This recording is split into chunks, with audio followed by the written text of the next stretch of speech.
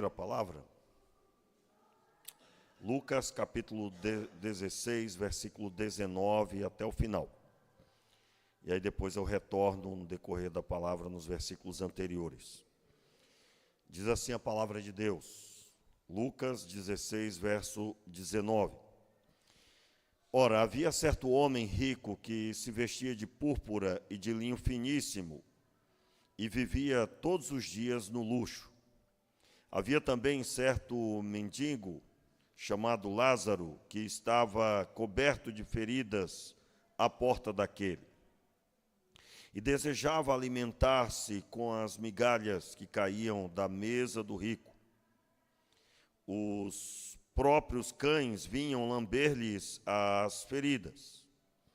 Morreu o mendigo e foi levado pelos anjos junto de Abraão. Morreu também o rico e foi sepultado. No inferno, estando em tormentos, ergueu os olhos e viu de longe a Abraão e Lázaro junto dele. Então clamou: Pai Abraão, tem misericórdia de mim e manda a Lázaro que molhe na água a ponta do seu dedo e me refresque a língua, porque estou atormentado nesta chama. Abraão, porém, respondeu: Filho, lembra-te de que recebestes os teus bens em tua vida, ao passo que Lázaro somente males. Mas agora ele é consolado, e tu atormentado.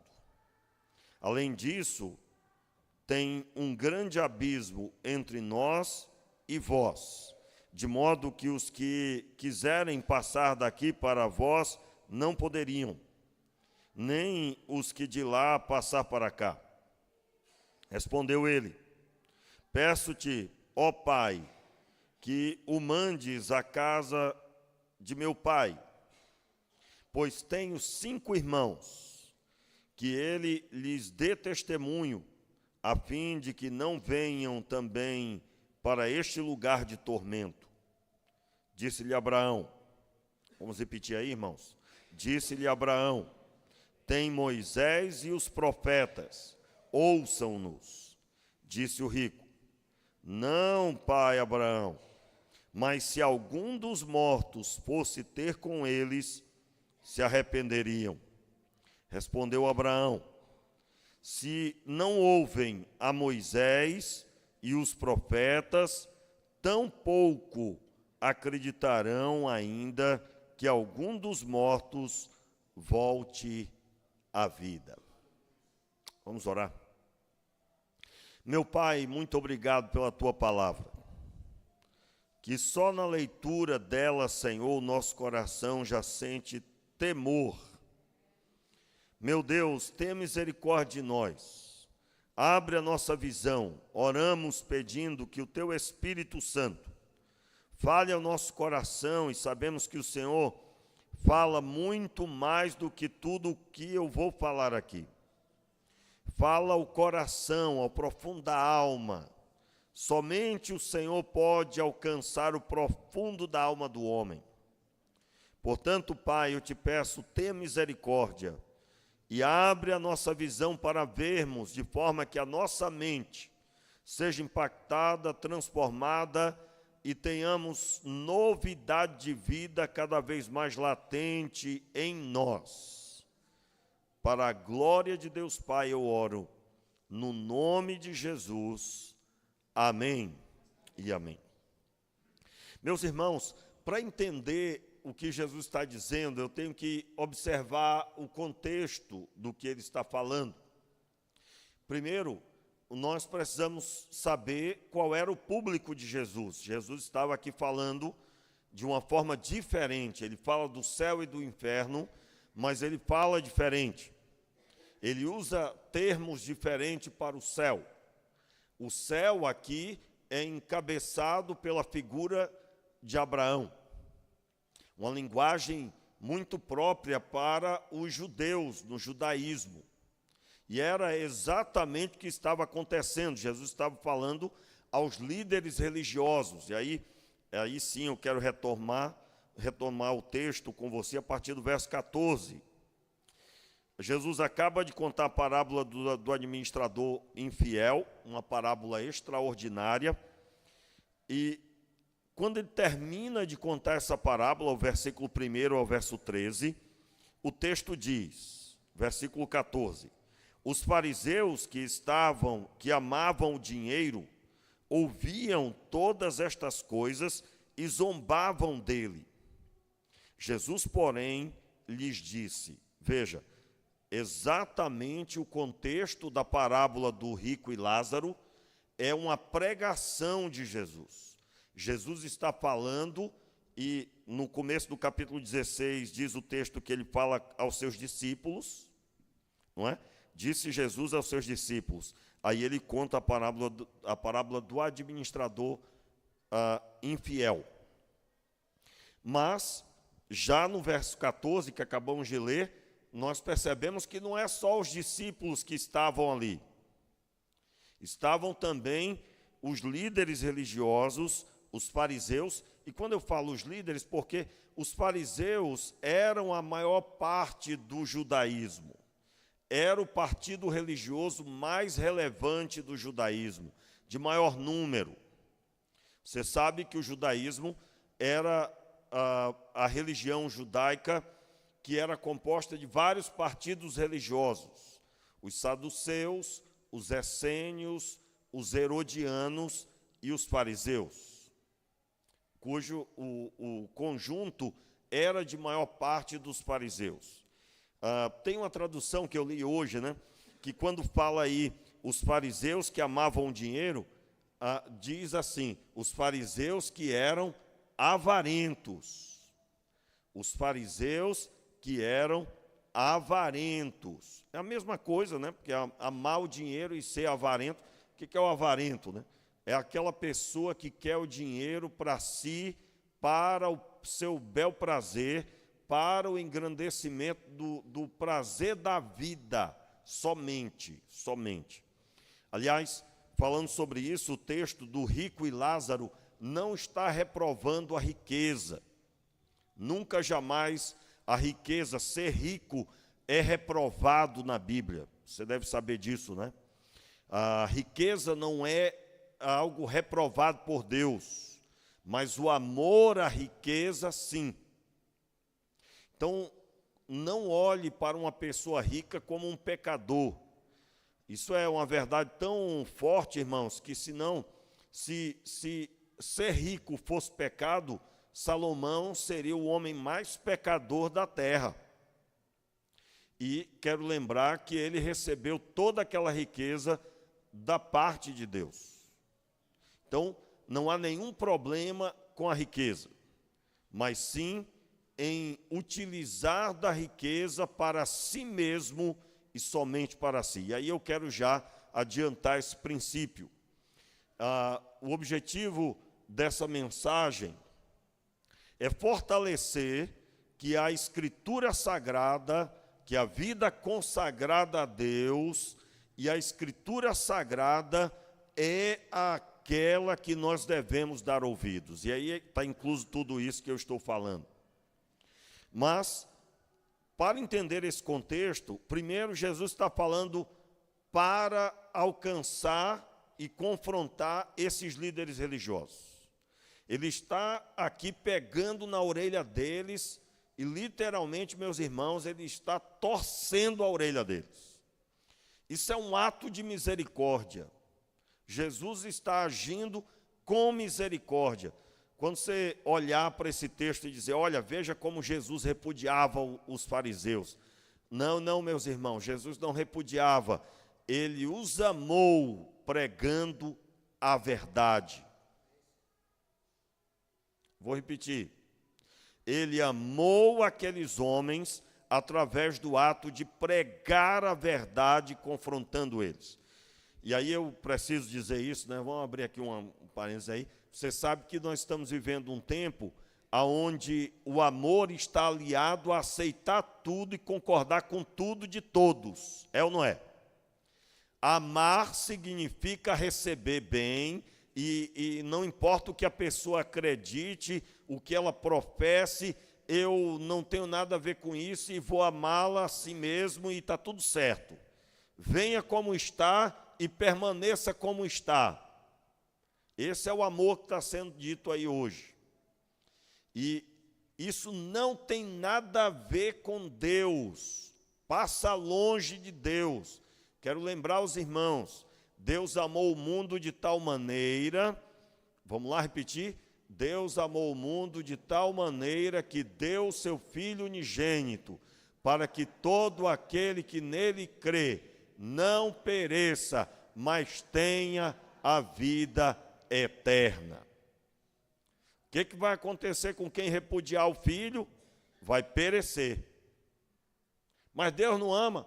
Ama tanto que proveu o caminho para não morrer. Lembra do texto de Provérbios que diz que o pai que repreende o filho, esse o ama, mas o que não repreende, não ama. Então a repreensão é um ato de amor. Você sabe muito bem que a repreensão que é dada a uma criança treina essa criança para respeitar, porque ela aprende a ter limites com os pais. Se ela não aprender com os pais a ter limite, ela não terá limite de uma forma geral e ela vai encontrar problema e o futuro dela é muito triste. Porque ela precisa aprender desde pequena, que o limite, tudo tem limite. Eu tenho que me portar corretamente, respeitando as pessoas, e isso é desde pequeno. Por isso, irmãos, nós temos que investir bastante no trabalho com crianças, porque em alguns casos, só o milagre de Deus, porque não há um pai, não há uma mãe. E nós cremos que, à medida que Cristo entrar no coração, Ele sim passará a se encarregar de pôr ordem no caos. Porque não há um pai para fazer isso. Não há uma mãe ali cuidando diariamente, ajudando diariamente. Então, só Cristo, em alguns casos, só o milagre de Deus. Mas, eu quero dizer aos irmãos, e agora retornando para o texto, que nós entendemos que aqui é um ato de amor de Jesus, porque ele está confrontando os fariseus. E o texto segue, vamos retornar aí para o verso 14, conforme lemos. Os fariseus que amavam o dinheiro ouviam todas estas coisas e zombavam dele. Jesus, porém, lhes disse: vós sois os que justificais a vós mesmos diante dos homens, mas Deus conhece os vossos corações. O que entre os homens é elevado, perante Deus é desprezível. Em outras palavras, eles se apresentavam diante dos homens, declarando para os homens que eles eram santos, homens fiéis, e eles declaravam isso com a Escritura Sagrada. Por isso que Jesus diz: olha, vós sois os que vos justificais a vós mesmos. O justificais aqui era uma forma de Jesus dizer: olha, vocês declaram que a vida de vocês é aprovada por Deus. E vocês fazem isso diante dos homens. Você sabe que nós temos que buscar agradar a Deus, né, irmãos? A sua conduta, se alguém lhe pergunta agora: olha, por que você não faz isso? Algo pecaminoso. A resposta certa qual seria? Eu não faço porque eu sou da Igreja Batista. Seria essa? O que os irmãos acham? Não faço isso porque eu sou da Igreja Batista. Essa seria a resposta errada, realmente. Então, qual a resposta certa? Eu não faço isso, meu amigo, porque eu recebi do Senhor uma revelação do Cristo, do Filho de Deus, e a vida dele é o modelo para a minha vida, e ele é a minha inspiração. Primeiro, quando olhei para ele, e eu vi os meus pecados, Quando eu olhei para a santidade dele, eu vi os meus pecados. Eu vi que a minha vida era muito distante da vida dele. E aí eu entendi que ele é o modelo que Deus manifestou aos homens, para que eu, ao crer nele, pudesse então ser abençoado e abençoado. Então, quando alguém nos pergunta o motivo da nossa fé, o motivo da nossa fé é que Deus está com os olhos dele sobre nós, e ele nos chamou a vivermos diante dele, agradando a ele, como Jesus agradou o Pai até a morte de cruz. Então, quando você age de determinada forma bíblica, você está fazendo diante de Deus, não é diante dos homens. Muito bem. Então, Jesus está confrontando eles, está falando duramente a eles, aí no verso 16, acompanhe. A lei e os profetas duraram até João. Desde então é anunciado o reino de Deus. É anunciado o reino de Deus. E todos os homens, todo homem, usa força para entrar nele. Observe aqui, vamos entender o que Jesus está dizendo. Todo homem usa força para entrar nele. Veja bem, se o reino é de Deus, e o reino não é algo construído por nós, então não é do meu jeito, não é da minha forma. Em outras palavras, Jesus está dizendo, vocês se declaram que estão abençoados e que são os que agradam a Deus, mas isso é o que vocês dizem, baseado no que vocês declararam, e fazem isso diante dos homens. Então, o texto segue, observe, o versículo 17, é mais fácil passar o céu e a terra do que cair um tio sequer da lei. Em outras palavras, Jesus está dizendo, tudo que Deus determinou vai se cumprir e vocês não vão escapar do juízo de Deus. Não vão. Agora, preste atenção, porque Jesus, nesse texto, ele está, nessa mensagem, ele está pegando pesado com eles, porque havia um envolvimento na religião judaica, onde era cômodo viver aquela religião com aquelas determinações e com uma vida financeira abençoada. E não estou reprovando mais uma vez isso, mas isso não pode acontecer para o engrandecimento da vida do homem como começo, meio e fim. Não pode. Se você for ouvir até os conselhos de pessoas que estudam a Bíblia sobre o assunto, todas elas vão concordar que aqueles que são cristãos e estão buscando aumentar os seus rendimentos, precisam ter uma visão de abençoar pessoas com a riqueza que estão buscando. Porque senão você acumula e aquilo que Deus deu ficou em você, foi recebido por você e ficou somente em você. E é isso que a Bíblia reprova. Na parábola de Jesus, o rico aqui é a figura que acumulou riqueza somente para si. Eu vou citar em um português mais claro. Se a pessoa está pensando em ter riqueza, ela precisa incluir e abençoar pessoas. Eu vou abrir um negócio. Eu vou empregar muita gente. Está abençoando pessoas.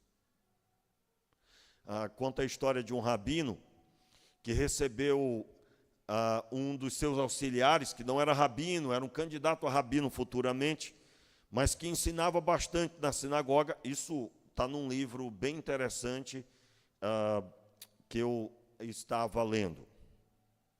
E eu esqueci o nome do livro agora, mas é uma história real. Aquele auxiliar do rabino era dono de uma fábrica. E ele decidiu que ele iria fechar a fábrica e ia se dedicar somente ao estudo da palavra na sinagoga para ensinar junto com o rabino. O rabino quase morre ao ouvir isso. Ficou muito mal. E aí o rapaz, mas como assim? Não é uma boa notícia que eu estou dando? Não, não é uma boa notícia. Aquele homem, na empresa que ele tinha, 150 e alguma coisa, tinha um emprego ali. Mais de 150 pessoas. E aí o rabino disse, olha, você vai voltar lá e resumo, né? A história é um pouco mais longa. Você vai voltar lá e você vai multiplicar o seu negócio e empregar o maior número de pessoas. E você vai continuar ensinando a Bíblia do jeito que você ensina. E você não vai deixar a empresa. Porque a obra de Deus é também ter a empresa empregando pessoas. Então, quando a gente fala assim, em abençoar pessoas, às vezes você sabia que tem crentes, vão abençoar pessoas, aí o crente visualiza a cesta básica. Isso não é abençoar pessoas. Até porque você sabe que a dignidade de uma pessoa é ela construir o sustento. Coisa boa é pagar a conta, não é não, irmãos? Você pagou aquelas contas todas, você pagou, seu trabalho. Isso é um prazer. Então, o que é que nós podemos gerar para abençoar? Gerar emprego. Por isso que até o voto agora, e nós não temos bandeira partidária, né, irmãos? Não temos. Levantamos apenas o compromisso do crente de ser um cidadão e um cristão segundo o coração de Deus. O que é que nós não podemos conceber de um crente? Você gerar um voto na vida de quem é contrário às coisas do céu. É uma contradição. Eu prego que não se deve abortar, aí vamos imaginar você votar em alguém que é a favor. E aí eu não estou falando, jogando indireto para ninguém, eu não sei qual é o seu candidato. Semana me perguntaram, pastor, você vai votar em quem? Eu não falei. Eu não falo com quem eu vou votar. Isso é algo pessoal. E nem digo às pessoas em quem vão votar, mas falo a elas o compromisso bíblico que nós temos de não participar das obras infrutuosas das trevas. Está escrito isso. Então, se a pessoa vai ser eleita e lá ela vai fazer o mal, e eu votei, eu participei disso. Então, você, crente, pesquise bem o seu candidato. Procure saber. E aí você vai ser abençoado. Por que eu estou citando isso? Eu acabei de dizer que eu tenho que ter a visão de abençoar pessoas. E se eu eleger alguém com meu voto que já mostrou que não abençoa pessoas, eu estou ou não estou participando disso? Sim ou não? Sim. Eu estarei participando. Então, o crente, ele tem que ter a visão em tudo que ele faz, como é que ele vai abençoar a gente. Pregar o evangelho, abençoar pessoas, aliás, é o carro-chefe de abençoar pessoas. E aqui, o Senhor está dizendo, e aí vem, nessa hora não dá para entender o texto, né, porque vai entender agora, porque nós estamos explicando. Aí vem o verso 18, acompanha aí. Versículo 18. Qualquer que deixar sua mulher e casar com a outra adultera, e aquele que casa com a repudiada pelo marido adultera também. Em outras palavras, aliás, eu acredito que aqui é a hora que dá um turbilhão, né? Pastor, mas como assim? Eles eram avarentos, amavam o dinheiro, aí agora já entra o assunto do adultério, como é que é isso, né? Meus irmãos, o judaísmo legalizava a separação. O judaísmo estava legalizando a separação por qualquer coisa. A pessoa, por exemplo, adultério, só era não cometer o ato, mas podia pensar e não era pecado. Por isso que Jesus apareceu, está lá no texto de Mateus, ele deixando claro, se alguém olhar para uma mulher e tiver pensamentos inadequados com ela, cometeu adultério já com aquela pessoa. Por quê? Porque na época de Jesus estava uma bagunça, e promovido por esses homens, pois eles declaravam o que era e o que não era pecado. E por que Jesus cita aqui esse assunto? Porque ele está combatendo a soberba da vida. Como assim a soberba da vida? Você sabia que uma separação pode ser gerada porque a pessoa, ela colocou na cabeça que ela tem que ser feliz. E ela está disposta a tudo para ser feliz. Por isso que Jesus cita esse assunto, porque na busca de ser feliz, aí a pessoa olha e diz, eu vou me separar, porque eu não estou feliz. Jesus está aqui combatendo o prazer pessoal, o que é bom para mim, e isso está incluso a separação, como uma busca de um escape para ser feliz. Hoje, irmãos, hoje na classe de doutrina, a maioria era adolescente, né? A maioria era adolescente. Só por uma pessoa não era, né? Aí, você imagina só, né? O assunto hoje da doutrina, nós estamos no final da declaração doutrinária da Convenção Batista Brasileira, que eu sigo à risca, irmãos. Eu só descanso quando estudo a doutrina toda. Estamos no quase o penúltimo assunto. O tema é família, o que nós batistas cremos sobre família. Aí eu ensinando para eles, olha, a família é a base da sociedade e tal, está lá na declaração doutrinária, e fomos ler o texto, e aí lemos o texto de Marcos, capítulo 10, que fala, o que Deus uniu, não separe o homem. E aí eu disse para eles, olha, vocês são adolescentes. Aí eu injetei um monte de vacina, né? Como assim vacina? Porque a mentalidade que eles estão recebendo é que casamento não é algo para se adotar, a coisa está pior. Na época de Jesus, eu não estou feliz, eu vou separar para casar com outra. Hoje em dia, você está ouvindo a pessoa dizendo, que casar o quê, rapaz? Que conversa de casar o quê? Você está doido? Olha, vai casar, fulano vai casar. Para com isso, vai trabalhar, vai ganhar dinheiro, vai aproveitar a vida. Quantos estão entendendo o que eu estou dizendo? Aí, irmãos, você sabe que tem um negócio chamado feminismo, que é uma desgraça na sociedade, que prega isso, não com essas palavras, né, mas é pior as palavras que usa. Eu estou muito educadinho, e não vou falar nenhumas palavras que ele diz, mas vai ter, daqui a alguns anos, vai ter muitas mulheres sofrendo de depressão, porque descobriram que foram enganadas pelo feminismo. Como assim foram enganadas? Elas ouviram que não era para que conversa de casamento, que homem o quê? Você já deve ter ouvido aí por aí entrevistas na rua, a pessoa perguntando, olha, se os homens não existissem, como é que seria o mundo? E as mulheres dizendo, seria ótimo. E se as mulheres não existissem e só existissem homens, como é que seria? Aí eles iam se matar, porque eles não vivem sem a gente. Quem é que já ouviu essas histórias? Ao vivo, de verdade, na rua. Então, por que alguém fala assim? Porque nós estamos vivendo um tempo onde as pessoas, elas nem mais família querem. Mas se você perguntar se ela quer ser feliz, ela quer a todo custo. E o mal que foi espreitando entrou e conseguiu colocar que ela tem que fazer tudo para ser feliz e aproveitar a vida.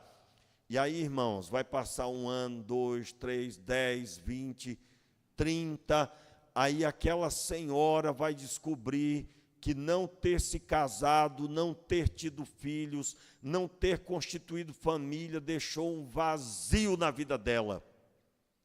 E todas aquelas pessoas que falaram tanto no ouvido dela já não estarão com ela quando ela estiver num quarto escuro. E aí eu estou falando isso, todo mundo que tem filho, que tem casamento aqui sabe. Meus irmãos, nós que já temos uma certa idade, lembramos bem quando éramos solteiros, quando éramos adolescentes, quando alcançamos a vida da juventude, depois a vida adulta, veio o casamento, e depois do casamento um filho, e cada aperfeiçoamento. Quando eu vi o meu garoto lá, quando nasceu, né, eu conto essa história, né, quando nasceu eu consegui entrar, né, e eu vi o garoto sendo retirado, e aí, meu irmão, botaram em cima de um local lá para limpar o garoto. E aí, quando a enfermeira pegou ele para sair, eu estava grudado atrás. Aí ela olhou para mim assim. Aí eu digo, não, senhora, a senhora desculpa, mas é porque eu vejo muito filme. Eu vejo muito filme, sabe o que é? Aí, irmãos, eu fui, aonde essa mulher ia, eu estava. Lá, entrou na salinha lá, eu estava, e eu quis saber quantas crianças tinha lá dentro. Pastor, o senhor está inseguro? Não, meu irmão, tá nada de jeito nenhum. Mas quem é pai aqui sabe o que eu estou dizendo, é ou não é verdade? Eu passei a ter mais cuidado com a própria vida, passei a ter o pé menos pesado no trânsito, tudo mudou na minha cabeça. Então, a paternidade, ela traz aperfeiçoamento, E aí o garoto foi crescendo, quando não obedecia, eu ficava lembrando, rapaz, é desse jeito com Deus, né, rapaz? Quantas vezes eu não obedeci a Deus e agora eu quero que o menino me obedeça. Aperfeiçoa ou não aperfeiçoa? Então imagine uma pessoa com 50, 60 anos, foi roubada por pensamentos que ela não tinha que casar, que ela não tinha que ter filho, que ela tinha que ter prezado pela profissão, pelos negócios, não teve família e agora, já em certa idade, não pode mais ter. E alcançando a velhice, não tendo ninguém ao redor. Porque a lei normal da vida é que os filhos vão cuidar dos pais, não o contrário. Essa é a lei normal. Então, meus irmãos, nós temos um desafio muito grande. Tomar o cuidado na nossa vida, mas não vivermos para nós. Porque isso pode estar escondido pela igreja. A pessoa está ali sempre querendo o que é agradável para ela, o que é bom para ela, sempre, mas ela não percebe que ela está vivendo para si mesma. E isso não foi o que Jesus nos pregou. Não foi. Então, Jesus está aqui dizendo, em outras palavras, vocês estão procurando a vontade de vocês. E aí vem o entendimento, como eu disse, do verso 18, que fala sobre o adultério. Adultério por quê? E nós estamos vivendo essa realidade. Meus irmãos, nós estamos vivendo a realidade onde as pessoas estão se separando e estão fazendo isso porque querem ser felizes. Todos nós sabemos que o casamento, eu amo tanto que eu farei feliz a minha esposa. Eu de vez em quando eu pergunto para a minha mulher, você está feliz? E você sabe que agradar uma mulher não é fácil, né? Não é, irmãos, homens? É ou não é? Rapaz, eu fico olhando assim para o Antigo Testamento, já estava lá Jacó com aquele monte de mulher. Rapaz, eu tenho uma só, meu irmão, às vezes sua camisa, rapaz, para poder agradar a mulher. Tu imagina o que Jacó não passava. Essa resposta você tem, basta ler a história. Era uma família com muitos problemas. Muito problema entre os filhos. Porque a forma que era para ser é Adão e Eva, meu irmão. É uma esposa só. É uma esposa só. Pastor, mas foi a família que Deus usou. Meu irmão, apesar deles, Deus usou. Vamos deixar claro isso, porque às vezes a gente pinta assim uma ideia que parece nas famílias das gerações abençoadas não tinha defeito. Tinha, meu irmão. Estava cheio de defeitos. Nós não vamos concordar com eles. E vamos aprender com as falhas. Se alegre com o seu casamento. Valorize seu casamento. Preze pelo seu compromisso que você fez diante de Deus. Uma vez eu ouvi um pastor que ele fez um casal, não fui eu, um pastor que eu ouvi falando sobre o assunto, ele fez o casal ver, na época era fita, né? Fita VHS. Ele disse para eles, olha, vocês têm a gravação do casamento? Temos. Vocês vão assistir os dois juntos. E vocês vão ver o juramento que vocês fizeram. E vocês, ao ver, vocês vão renovar isso. Aí os dois ficaram, né, de fazer e fizeram, e eles ficaram envergonhados, porque eles não estavam cumprindo aquilo que eles falaram no dia. Então, meu irmão, você casou, meu irmão, você trate de fazer a sua esposa feliz. E pergunte para ela. Quero deixar claro, minha irmã, você é para ser uma santa mulher de Deus, viu? Por quê? Porque essa resposta é para ser dita por uma mulher virtuosa. Porque vai que é uma mulher rinchosa, né? Aí não, né? Aí não. Aí vai dar ruim. Porque tem sol, mas o sol é ruim. Tem chuva, a chuva também é ruim. Ah, não, está garoando, não gosto. Aí não. Se você é uma mulher rixosa, se conserte diante de Deus. O que é uma mulher rixosa? Mulher que de tudo reclama. Se conserte diante de Deus, agradeça a Deus pela sua família. E aí, quando esse homem perguntar, você então vamos sentar para a gente conversar. E aí você senta com papel, e muito papel, né? E caneta, e você anota. Vai dar certo, meu irmão. Amém, meu irmão?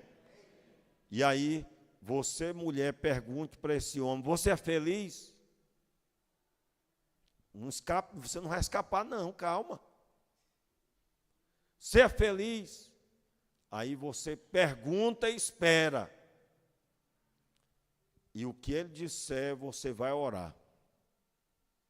Você vai orar ao Senhor. Meus irmãos, isso tem que ser feito de tempos em tempos, tem que ser feito. Não é uma vez na vida, outra na morte, viu? Nós precisamos disso. Por que eu estou falando isso?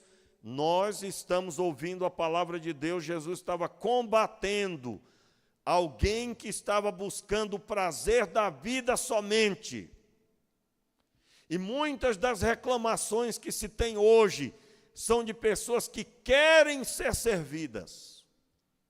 Porque quem está servindo não tem tempo para perceber um monte de coisas e reclamar delas.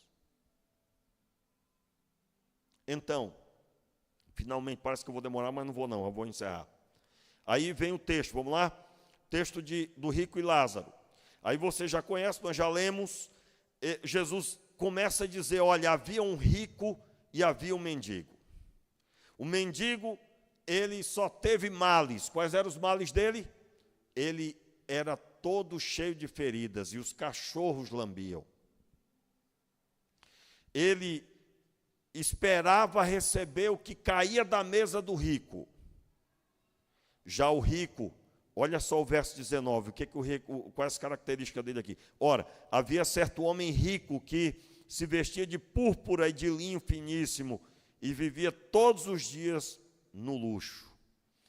Essa vestimenta aqui é a vestimenta de imperador, de governador de Roma, é a vestimenta de rei. O púrpura e linho finíssimo eram mantos usados por reis e governadores. Então esse homem, esse rico, estava no topo. E aí o verso 20 diz, havia certo Lázaro. E aí eu já citei a respeito dele. Ele morreu, foi para o seio de Abraão. Aí vem a resposta. Por que é citado o seio de Abraão e não o céu, né? Por que Jesus não disse assim, ele morreu e foi estar comigo no céu? Não, não, não. Não está assim. Jesus cita o seio de Abraão, perto de Abraão, do lado de Abraão. Porque essa era a linguagem que os fariseus concordavam.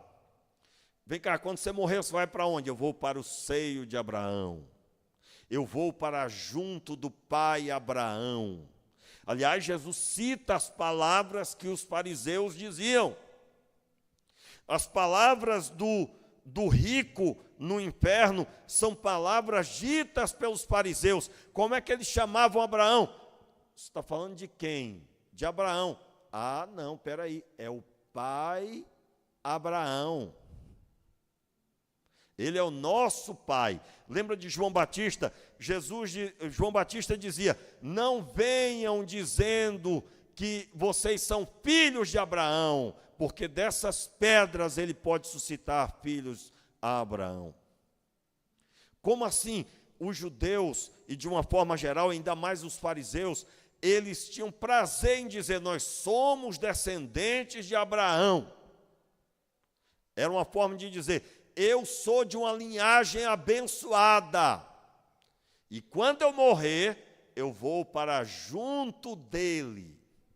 E aqui, meus irmãos, vem algo poderoso para nós. Jesus estava, eu citei dizendo no começo que era um ato de amor, de compaixão, de misericórdia, o confronto de Jesus para com os fariseus. Jesus está dizendo aqui, em outras palavras, ele está utilizando a linguagem que eles acreditavam, que eles usavam, para convertê-los. O texto da palavra, então, diz que lá no inferno, esse rico clama para que ao menos a sua língua fosse molhada com a gota de água, dada por quem? Por Lázaro. Você lembra que Lázaro, em vida, estava na porta do rico, esperando uma migalha da mesa dele? E agora, esse homem pede como que uma migalha de água, que seria uma água na ponta de um dedo molhando a língua, a sua língua. Jesus aqui cita que inverteu-se o quadro. Agora quem está do lado de fora é o rico. Quem está distante, inacessível, é o rico, ou Lázaro para o rico. Meus irmãos, como inverteu aqui. E a promessa de Deus sobre o céu. Lá haverá abundância, e quem estiver fora almejará o céu, mas não poderá mais. E o próprio texto diz: olha, há um abismo entre nós e vós, quem está aí não pode vir para cá e vice-versa. Mas ele muda o discurso e ele diz: então manda que ele vá até a casa de meu pai. Não sei se você notou, mas essa família era uma família bem problemática, né? Porque os irmãos desse homem estavam todos morando com o papai. Pastor, qual o problema disso? Meu irmão, no meio da nação de Israel, dava certa idade, ele já estava se preparando para casar e ele já tinha a família dele, mas aqui não, estavam ainda com o pai, dando a entender claramente que era uma realidade complicada. E então ele diz: olha, que ele vá lá e pregue para eles, porque eles, ao verem que um morto voltou à vida, então eles vão ouvir e não vão vir para cá. Meus irmãos, o texto diz que Abraão então responde a ele: tem Moisés e os profetas. Verso 29, disse-lhe Abraão: tem Moisés e os profetas. O que Jesus está dizendo? Eles têm a Bíblia para ler e então crer. Eu quero aqui deixar claro, meus irmãos, quando você lê Moisés e os profetas, o que é Moisés? Toda a lei que foi dada por Deus. Você vai ter todas as diretrizes para fazer três coisas. Na lei você aprende como lidar com a sua própria vida, como andar diante de Deus, nas suas atitudes. Na lei você vai aprender como lidar com o outro. E na lei você vai aprender como agradar a Deus. Você vai encontrar essas três coisas muito latentes. Então Jesus estava dizendo: eles precisam se corrigir baseado na lei. E quando ele cita os profetas, ele está falando dos textos de Isaías, de Jeremias, ele está falando de todo o restante da Escritura que você tem aí na sua mão. Agora, veja, que para a conversão do pecador é a palavra que vai converter. Então, quando você pensa assim, eu vou fazer uma visita, eu vou fazer isso, vou fazer aquilo, faça tudo isso, mas não se esqueça que é o poder da palavra que vai alcançar essa pessoa. Então, o verso 29, conforme eu disse, tem Moisés e os profetas, ouçam-nos. Disse o rico, não, pai Abraão, mas se algum dos mortos fosse ter com eles, eles se arrependeriam. Respondeu Abraão, se não ouvem Moisés e os profetas, tampouco acreditarão ainda que algum dos mortos volte à vida. Olhe para mim aqui. Eu quero finalizar observando com você a mensagem do texto. Na verdade, quando Jesus colocou aqui o Lázaro na condição de mendigo, doente, com fome, ele estava colocando a representação de quem está no reino, quem está buscando o reino. Eu quero fazer a conexão com a parábola, com o que está escrito no verso 16. Leia aí novamente comigo. A lei e os profetas duraram até João Batista, né? Desde então é anunciado o reino de Deus, e todo homem usa de força para entrar nele. Como é que você entende esse texto? Quando eu observo esse texto, eu estou ouvindo Jesus dizer o seguinte: o reino de Deus está sendo apresentado, mas para entrar nele, você vai ter que deixar essa vontade de viver só para você. Você vai ter que romper com essa história de querer riqueza para poder ficar sentado, comendo e bebendo como se fosse a única coisa que existe. Você vai ter que largar, fariseu, você vai ter que largar tudo isso. Para você ter uma ideia, irmãos, tem texto extraordinário que muita gente não entende, né? Quando Jesus está pregando e tem um monte de gente seguindo ele, e aí alguém chega perto e diz, Senhor, seguir-te-ei por onde quer que fores. E aí Jesus diz, olha, as raposas têm covis e as aves dos céus têm ninhos, mas o Filho do Homem não tem onde reclinar a cabeça. Jesus estava combatendo naquele texto, no seu contexto, estava combatendo a falso entendimento de que basta seguir e ser um homem religioso e eu vou ter acesso à riqueza. Era o entendimento quando se olhava para os fariseus. Pela sua pompa de vestimentas. Quando Jesus cita o rico como um homem que se vestia de púrpura e de linho finíssimo, isso bateu na cabeça dos fariseus, porque eles prezavam pelas ricas vestes. Então, Jesus está aqui batendo fortemente no entendimento de que o reino de Deus é um reino feito para agradar a mim mesmo. Por isso, meus irmãos, se passou pela sua cabeça uma série de pregações ou figuras religiosas do nosso tempo, que parece que estão construindo um reino para si mesmos, e que não tem objetivo genuíno em abençoar pessoas, você está acertando na sua interpretação. É muito sério, irmãos, que nós estamos ouvindo.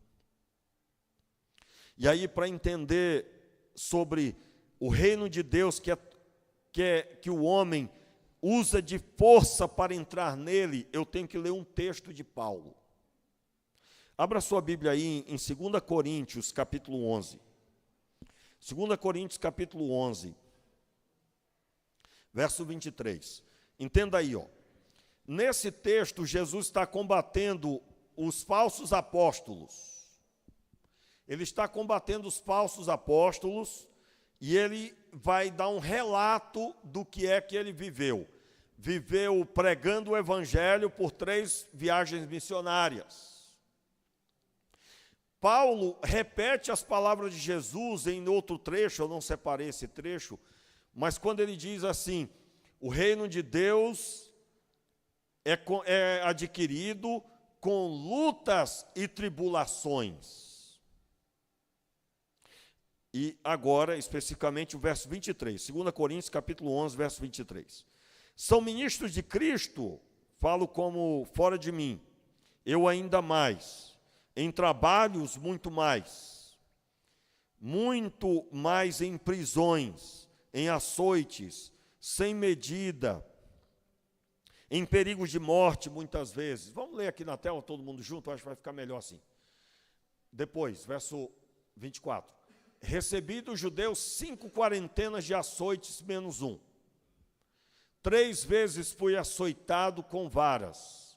1 vez fui apedrejado, 3 vezes sofri naufrágio, 1 noite e 1 dia passei no abismo, em viagens, muitas vezes, em perigos de rios, em perigos de salteadores, em perigos da minha nação, e em perigos dos gentios, em perigos da cidade, em perigos no deserto, em perigos no mar, em perigos entre falsos irmãos, em trabalhos e fadiga, em vigílias, muitas vezes, em fome e sede, em jejum, muitas vezes, em frio e nudez. Além das coisas exteriores, me oprime cada dia o cuidado de todas as igrejas. Só até aí, pode deixar o texto aí.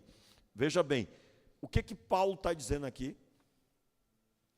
Paulo, ele está combatendo os falsos apóstolos que queriam viver do dinheiro que era arrecadado nas igrejas, não queriam fazer a obra segundo o que Cristo diz.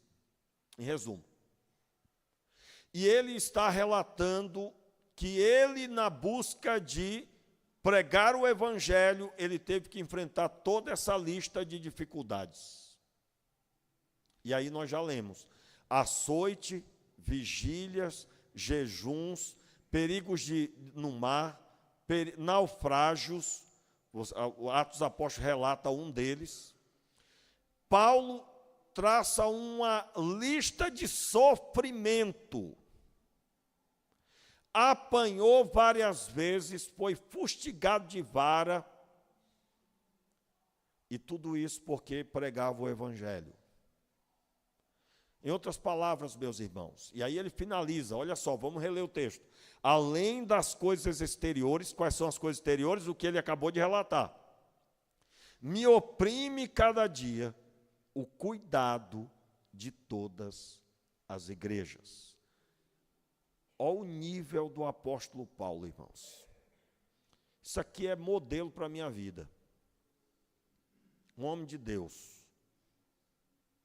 Sabe o que ele está dizendo? Que para entrar no reino, é claro, entrar aqui, eu estou usando o texto do Evangelho, o Jesus está falando de entrar no reino dentro de uma linguagem do que era propício ali, eu não vou explicar isso agora. Mas aqueles que estão no reino, aí eu estou falando agora para quem já se converteu, aqueles que estão no reino, não combina viver como o rico, viver para si. Sempre buscando, e aí, irmãos, eu vou falar algumas coisas aqui, você receba na sua vida. Meus irmãos, o negócio está tão feio, que quando dá um velório, olha o que tem de crente que evita vir no velório porque não quer ter contato com a dor. Não quer ter contato. Não quer ter contato. Eu agora citei hoje, né, a minha prima em estado terminal de câncer. Aí eu marquei um horário para falar com a minha tia. E aí eu não sabia que a minha prima estava na casa da minha tia, sendo cuidada por eles ali. Pensei que ela estava na casa dela com o esposo e os filhos. E aí eu liguei para minha tia para falar com ela, que ela também é crente. E aí orarmos juntos, aí ela disse, não, ela está aqui em casa, eu posso orar com ela? E aí então orei com a minha prima. E aí eu fiquei preparado ali, né, para o impacto do que eu ia ver, que já tinham me falado, né? Pessoa em estado terminal, não comendo nada há muito tempo já. Aí você imagina, secou, né? Mas eu me lembro de uma pessoa que citou, falando a respeito, do número de pessoas que não conseguiam ter contato, porque não conseguem ver a agonia de alguém em estado terminal. Pastor, o que isso tem a ver com o cristianismo? Meu irmão, se você não conhecesse Jesus, graças a Deus a minha prima estava afastada, se reconciliou. E hoje eu declarei sobre a vida dela, você vai voltar, em outras palavras, você vai voltar a ministrar a palavra na salinha para as crianças, que era o que ela fazia. O que é que nós estamos falando aqui? Meus irmãos, isso tem entrado dentro das igrejas, uma procura de evitar sofrimento. E eu quero dizer para você que para poder lidar com a obra de Deus, às vezes você vai ter que ir visitar uma pessoa que está em estado terminal de câncer. Pastor, mas o cheiro é muito forte, a pessoa está apodrecendo viva. Alguém aqui já viu uma situação dessa? É difícil, mas você é servo de Deus.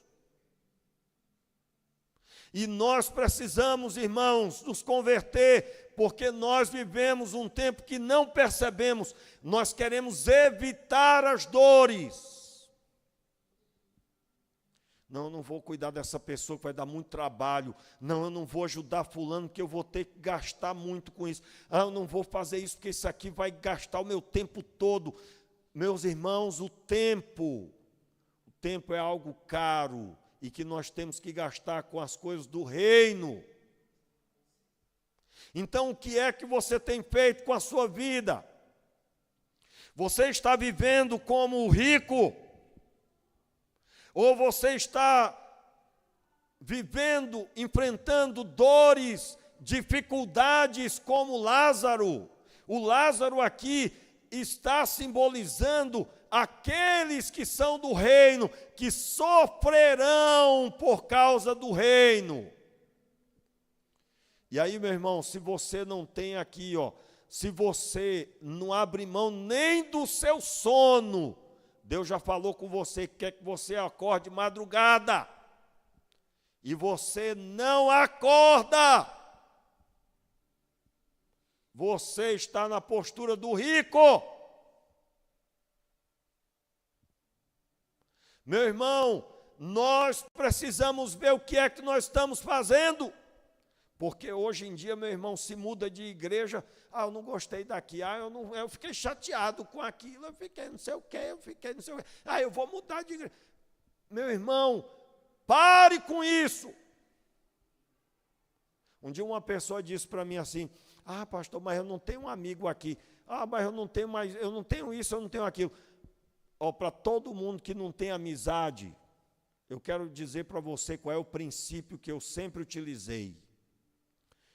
Se não tiver alguém para mim que seja meu amigo, eu serei o amigo especial das pessoas.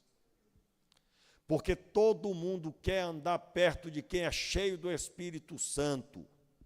Todo mundo quer ser amigo de quem é crente de verdade. Saiba bem, meu irmão, vai ter um monte de gente que vai se afastar, porque quem quer pecar não quer saber de crente sério. Mas quem é crente de verdade, tem um monte de gente à procura, porque quer ser abençoado, de ter uma comunhão que edifica. Então, se você está reclamando que não tem Elias, para você ser o Eliseu dele, troque, meu irmão, se torne Elias, para poder gerar uma geração de Eliseus. Quantos estão entendendo aí o que eu estou dizendo? Você olha para Jesus, não tire os olhos dele e declare sobre a sua vida, Deus vai mudar a minha vida e eu vou ser uma bênção, de forma que eu me tornarei a pessoa que vai ser amigo de muita gente para abençoar a vida delas. Eu quero deixar claro também para você que se considera uma pessoa sozinha, sem amigo, você precisa entender esse princípio. Deus não te chamou para você ter um amigo como se ele fosse um bibelô para você.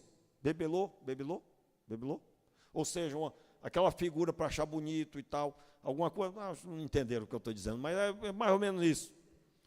É aquela figura, meu amigo, Deus não chamou para você ter amigo. Você é que vai ser amigo das pessoas. Por quê? Porque a Bíblia está cheia de palavras dizendo, vai e faça, vai e ama, vai e prega, vai e ora, vai e realiza. Crente abençoado é um crente que entendeu que ele é um resolvedor de problema. Tem um enfermo, eu vou orar. Tem uma pessoa desanimada, vamos ler a Bíblia aqui, eu vou ler. Irmãos, o que nós precisamos entender é que para fazer a obra de Deus, não posso ter limite. Então, em nome de Jesus, morreu alguém, você vai no velório sim, porque se vai no velório, não é por causa da pessoa que morreu, que não está mais vendo nada, a pessoa morreu, não tem como, mas nós vamos pelos que estão vivos. Pastor, fala o que no velório? Não fale nada, meu irmão, só fique lá. E dê um abraço na pessoa, não fale nada, fique lá. Teve um velório aqui, né, que a gente ficou de madrugada conversando, aí a pessoa dizendo, pastor, eu fiquei tão feliz, o senhor ficou até de madrugada. Aí eu digo, não fiz nada, eu só fiquei aqui, né? Mas para a pessoa, a presença é algo importante. Então, meu irmão, você acha que não, mas a sua presença é importante. Então, você vai romper com esse negócio. Mas eu tenho ainda problema por causa do velório do fulano, do cicrano, da minha família. Meu irmão, o fulano e o cicrano, o Senhor Deus recolheu. Deus abençoe cada um que creia dessa forma, porque foi Deus que recolheu sim. Amém, meus irmãos? E a obra de Deus continua. E eu tenho que cuidar dos vivos que estão ao meu redor, porque eu sou um servo de Deus. Jesus estava dizendo para os fariseus, vamos acabar com essa história de viver para si mesmo. A obra de Deus envolve enfrentar naufrágio, enfrentar sofrimento de toda forma para pregar o Evangelho. Então, nós estamos diante de um desafio e eu quero convidar você à oração nessa hora. Fique de pé no seu lugar, por gentileza. Feche os seus olhos e abra o seu coração. E eu quero pedir a você que você ore agora, pedindo a Deus, Senhor, muda essa área da minha vida. Se você tem evitado o sofrimento por causa, você tem medido aquilo que você vai fazer e você está evitando algum tipo de sofrimento, você vai dizer para Deus hoje, Senhor, eu sou teu servo e eu estou disposto a enfrentar toda a situação para fazer a obra do Senhor. E eu quero perguntar a você que precisa entregar a sua vida a Cristo. O Senhor Jesus